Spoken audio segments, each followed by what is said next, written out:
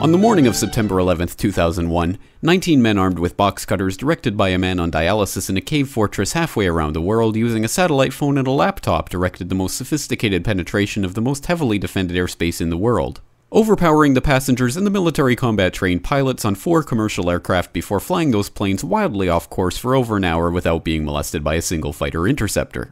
These 19 hijackers, devout religious fundamentalists who like to drink alcohol, snort cocaine, and live with pink-haired strippers, managed to knock down 3 buildings with 2 planes in New York, while in Washington a pilot who couldn't handle a single-engine Cessna was able to fly a 757 in an 8,000-foot descending 270-degree corkscrew turn to come exactly level with the ground, hitting the Pentagon in the budget analyst office where DoD staffers were working on the mystery of the $2.3 trillion that Defense Secretary Donald Rumsfeld had announced missing from the Pentagon's coffers in a press conference the day before, on September 10th, 2001.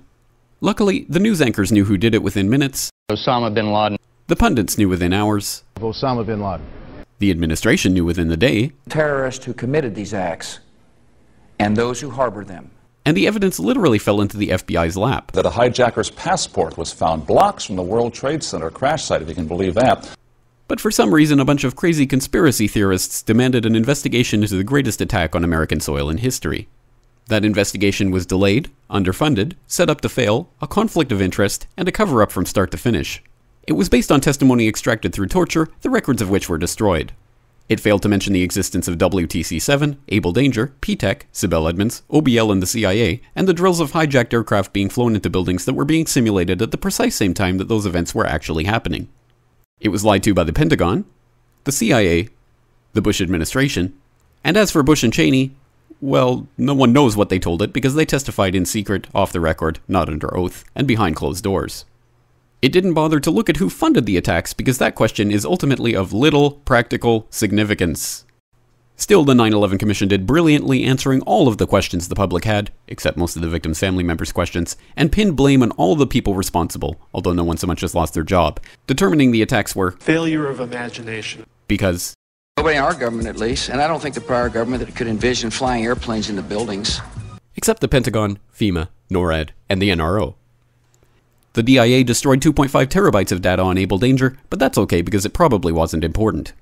The SEC destroyed their records on the investigation into the insider trading before the attacks, but that's okay because destroying the records of the largest investigation in SEC history is just part of routine record keeping. NIST has classified the data that they used for their model of WTC-7's collapse, but that's okay because knowing how they made their model of the collapse would jeopardize public safety. The FBI has argued that all material related to their investigation of 9/11 should be kept secret from the public, but that's okay because the FBI probably has nothing to hide. This man never existed, nor is anything he had to say worthy of your attention, and if you say otherwise, you are a paranoid conspiracy theorist and deserve to be shunned by all of humanity. Likewise him, and her, and her, and her, and him. Osama bin Laden lived in a cave fortress in the hills of Afghanistan, but somehow got away. Then he was hiding out in Tora Bora, but somehow got away.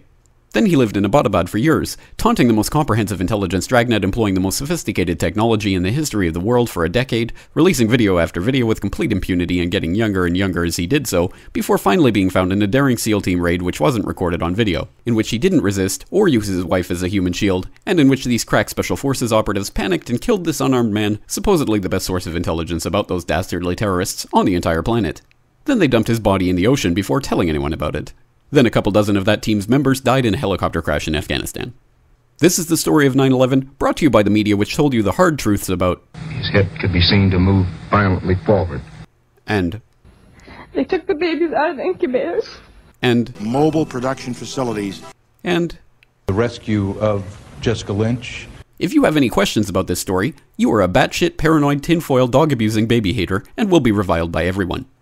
If you love your country and or freedom, happiness, rainbows, rock and roll, puppy dogs, apple pie, and your grandma, you will never ever express doubts about any part of this story to anyone. Ever. This has been a public service announcement by the Friends of the FBI, CIA, NSA, DIA, SEC, MSM, White House, NIST, and the 9/11 Commission. Because ignorance is strength.